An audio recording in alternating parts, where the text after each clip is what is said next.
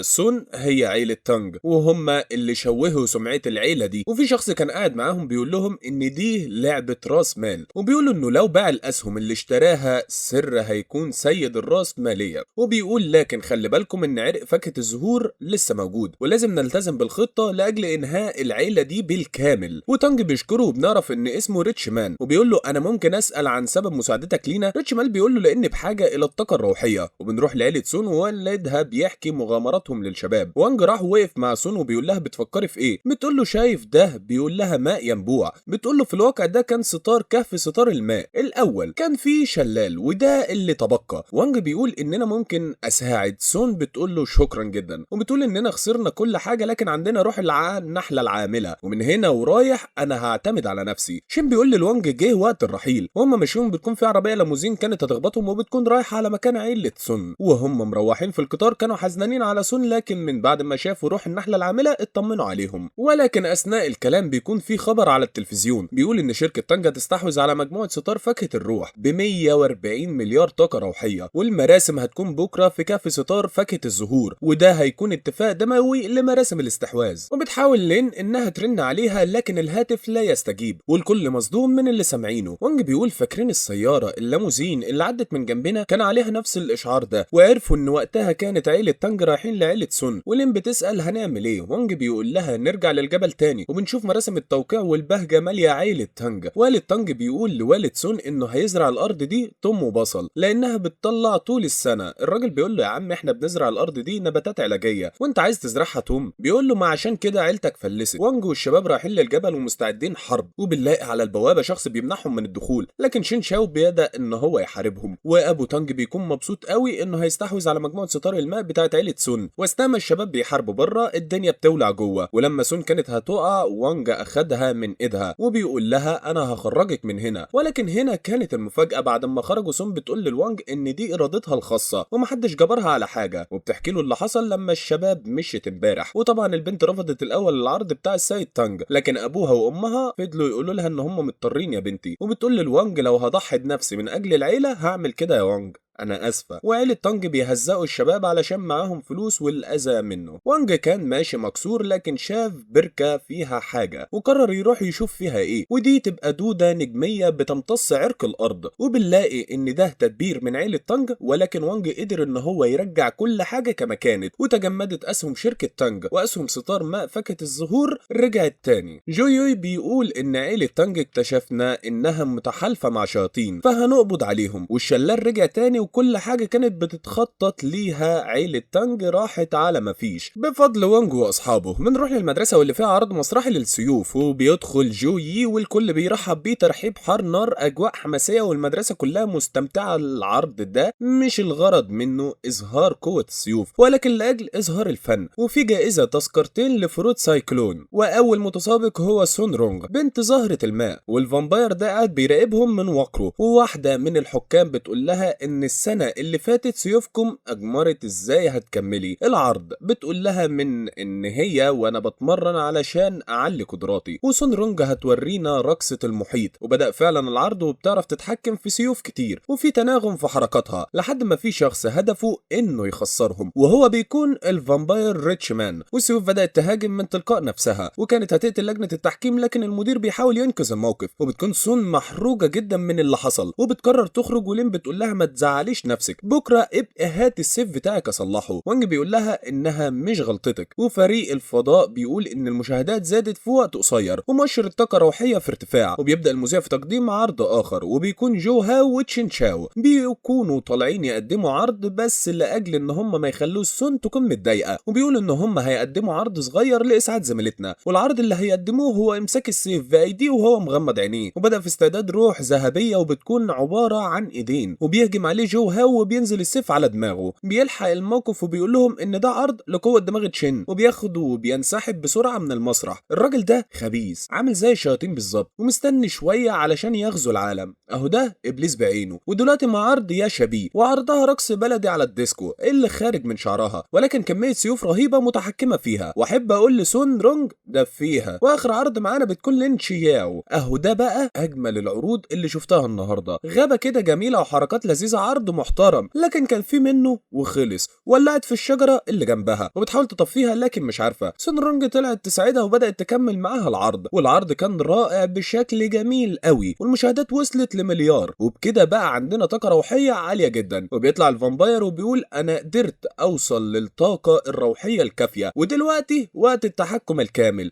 وبيبدا حاجات تسرح في كل مكان باللون الاحمر، وده التحكم العالمي المطلق. لكن الغريبه ان سون سامعه لانها ما تاثرتش بسحره، ولين كمان سامعاه. وانج ظهر وبيقول له تاثيرك ملوش لازمه دلوقتي. ابليس مستغرب جدا من اللي بيحصل. وانج حرك المفتاح مرتين لقدام، والتحكم المطلق بقى في سيطره سون رونج. المذيع اتحول ولكن ابليس طيره في الجو، ولكن كل المختومين هم عباره عن زومبي. سون رونج مش عارفه تتحكم فيها، وده لاجل انه ممزوج بروح الشياطين. بنشوف رئيسه الظل وهي محبوسه والحراس كتير حواليها، بتحاول تغري حراس لكن بيديها وبيقول لها بطلي اللي بتعمليه. لكن فجاه بيتاثر من التحكم المطلق. وبعد كده بنشوف سون ولين ووانج مستخبين لان تحكم سون مش شغال ضدهم، وكانوا بيهربوا في صمت علشان محدش ياخد باله. لكن في شخص مريض قرر انه يصورهم ويبعتهم للزومبي، وفجاه بيلاقوا الكل قدامهم وقرروا يتخانقوا وهربوا لشله منهم. جينكي بيقول لوانج ان خدعه النسيان هتكسر الختم. وانج بيقول له ما ينفعش علشان الاثار الجانبيه بتاعت النسيان. وفضلوا يجروا لحد ما وصلوا لمكان سد. وانج اخدهم وطار بالسيف. وصلوا للسطح وبقوا في امان، واثناء ما بيحاولوا يدوروا على حل حد حدف حاجه على سون. وبتلاقي ان الناس بتحاول تتسلق المبنى، ولكن المفاجاه ان تشين كمان متاثر من الختم وبدا يطلع عندهم على السطح. وبيقول لسون انه بيحبها، لكن سون بتقول له انا مش بحبك. والختم اتكسر وقلبه وجعه من اللي قالته. ولين بتقول انه خف لما وقع على راسه. يلا نضربهم كلهم على راسهم. لكن وانج بيقول لها لا، الموضوع عكس كده تماما. سون بتقول ده حصل علشان رفضت تشين، ولو اذينا قلوبهم هيتفك السحر. ولما قالت للزومبي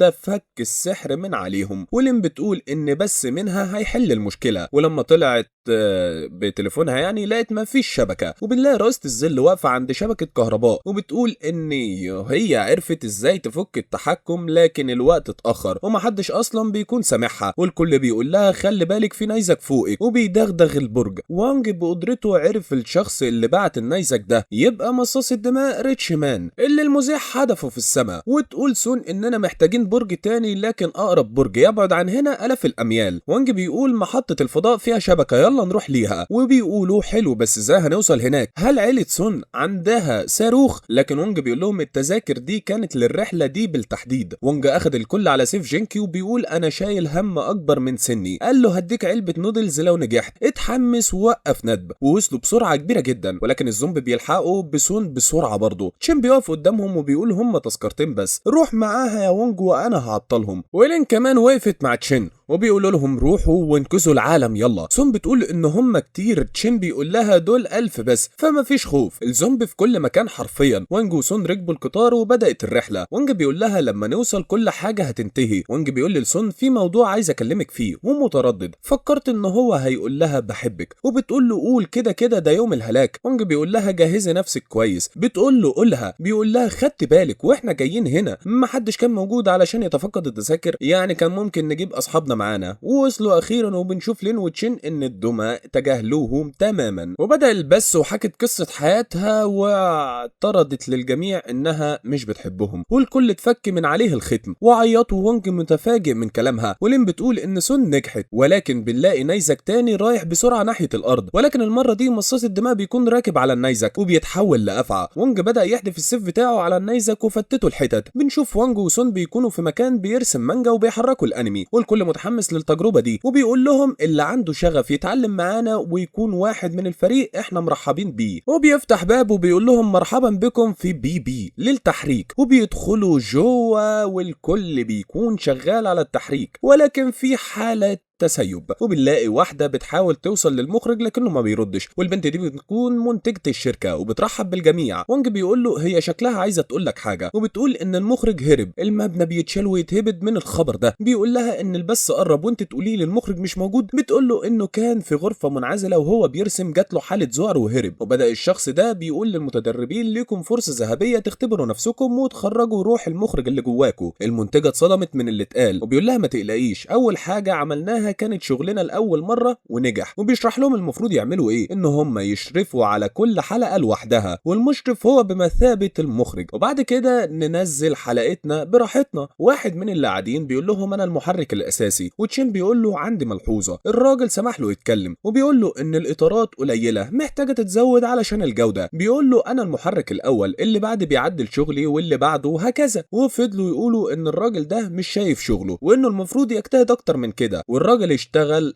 غضبه يعني، وقال له انا هوريك اللي عمرك ما شفته. بيقول له ان دي مرحلة تفجير الكبد وانه خلى القلم يرسم مكانه. سون بتقول ليه مش شغالين كده على طول. بيقول لها لان بعد العملية دي كبده بيتدمر. وخلص الرسمة وبيقول له ان معدل الاطارات 24 في الثانية. شين بيقول له لان جيمر فحاسس ان معدل الاطارات قليل برضه، تعرف تخليها 60؟ الراجل جات له حالة ذعر ورمى نفسه من الشباك. واحد من اللي قاعدين بيقول له مين عايز يشوف 60 اطار في الثانية؟ الموضوع سهل، وفتح برنامج مطور للرسوم المتحركة وبضغطتين زرار وراهم اللي هم عايزين يشوفوه. وبيقول لهم اعمل اكتر من كده كمان، لكن البرامج اللي بتستخدم الذكاء الاصطناعي فيها مشكلة مش اي حد يلاحظها. تشين بيقول له ان الرسومات اللي بيصنعها الكمبيوتر لا تمتلك روح. الراجل اتعصب وبيقول له اعمل انت لو تعرف، امسك الكيبورد والماوس واتعامل. ودخلوا مكان الانتاج والراجل ميت في الشغل، والرئيس بيقول انت لازم تخلص وتروح علشان مراتك. ولكن اثناء ما الشباب بتلعب خلعوا سلك الكهرباء. الراجل من الموقف اتحول لتراب واتفتت. المكان كله بعدها اتحول لرسم بياني، ولكن وونج الوحيد اللي شايف كده. روح السيف جينكي بيقول له ان الطاقه الروحيه للعالم بتنخفض بسرعه رهيبه، والمنتجه عماله بتصيح من انها خسرت موظفين كتير في وقت قليل. تشين وجو هاو بيقولوا لها ما تقلقيش احنا هنا معاكي، اتعلمنا كام حاجه كده واحنا بنلف في الشركه. بتقول له ان الموضوع ده محتاج 30 سنه علشان تكون محرك رئيسي. الرئيس بيقول لها اول ما الشركه بدات كنا زيهم كده، مع مرور الوقت اتطورنا، والكل بعد التحفيز بداوا يروحوا كل شخص على جهاز علشان يبدا شغل.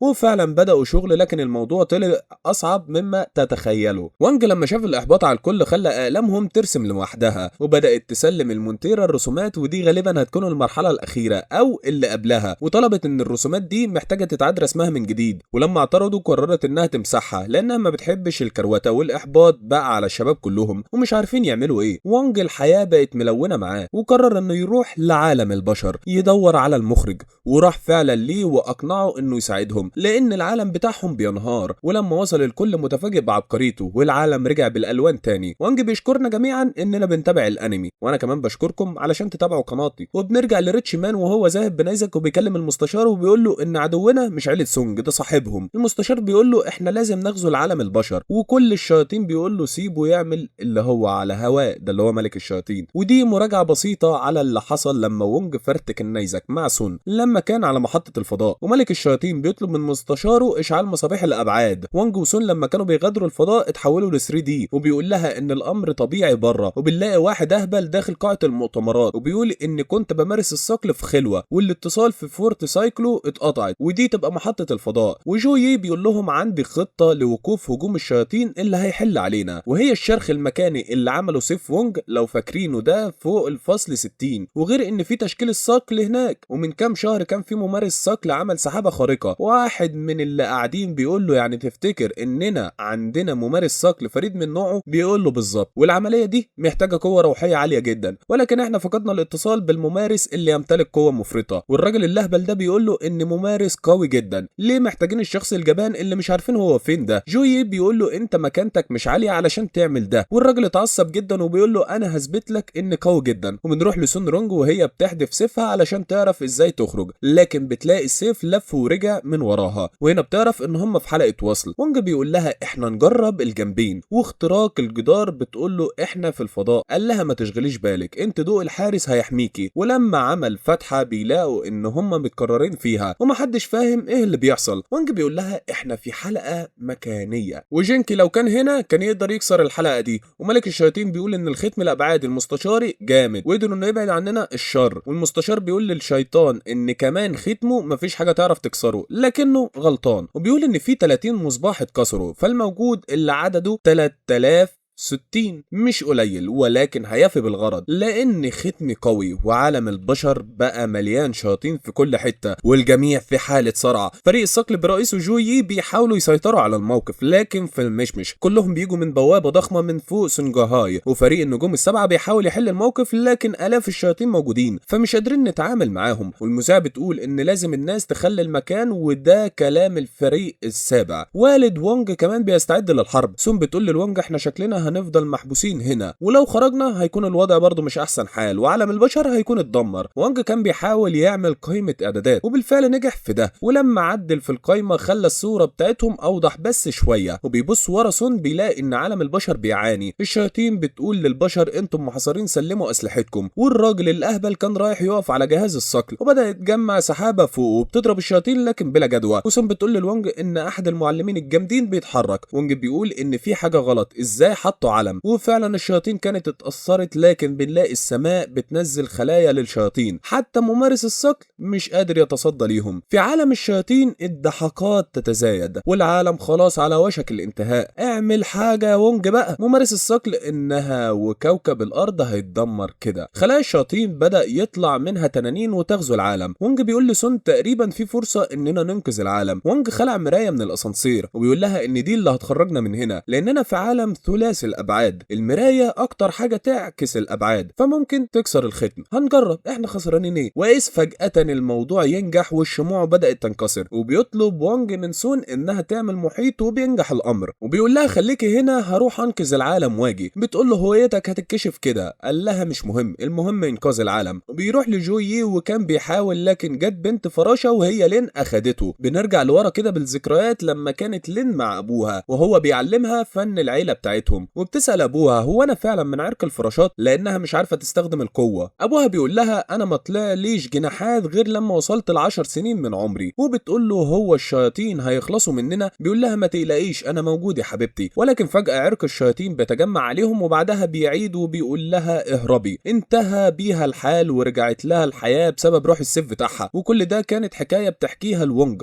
وهي في قطار ورايحين على عالم الشياطين. ومن هنا انتهى كل شيء بسبب عرق الشياطين، وده مبدأ الشياطين، القوي بياكل الضعيف. وبيقول لها وانتم ما قاومتوش؟ بتقول له انت اهبل، كل السنين اللي فاتت دي عالم البشر غزي اماكن كتير اللي هو عالم الشياطين ومحدش قادر يوقفهم. ده اسطوره لا تقهر. ملك الشياطين قاعد على عرشه واتباعه بيجيبوا له كل حاجه في شوال. بنلاقي سون بتعمل بث مباشر وبتحاول تطمن الجميع، والناس قلبها بيطمن من كلام سون شويه. وبيقولوا اننا لازم نساعد بكل ما اوتينا من قوه. ملك الشياطين بيقول ان ده خطاب ممتاز ولكن دي مقاومه بلا هدف. وانج ولين بيوصلوا عالم الشياطين. من هنا عرفنا ان لين كانت جاسوسه اساسا، وبتقول له انا جبته هنا زي ما اتفقنا، ارجو ان انتوا تفوا وعدكم وتدوني روح السيف بتاعتي. المستشار بيقول لهم اخشعوا، لكن وانج ولا هزوا الكلام ده. وانج حدفه بعيد لزقه في الحيطه. ملك الشياطين بدا انه يتحرك لانه اول مره يشوف شيء مثير للاهتمام من زمن بعيد. الواحد انت الشخص اللي اتكلم عنه ريتش مان. لين مرعوبه من اللي شايفاه. وانج بيقول له انا لو قتلتك هنا كل حاجه هتنتهي صح؟ صح؟ ملك الشياطين طار ناحيته وبيقول له احنا ما بنحاربش حد ما نعرفش اسمه. وانج بيقول له انا من فصيل النخبه 60. ملك الشياطين بيضربه بقدرته ولكن وانج ولا اتهز اساسا. بيقول له ده اللي عندك. جينج بيروح لسون وبيحميها من غزو الشياطين القادم. على فكره السيف ده مرعب بجد، عنده قوه غريبه. سون بتطمن على وانج. جينج بيقول لها انا خايف على الشخص اللي سيدي بيحاربه. بنلاقي ملك الشياطين مرمي بره القصر بتاعه. وانج واقف قدامه بلا خوف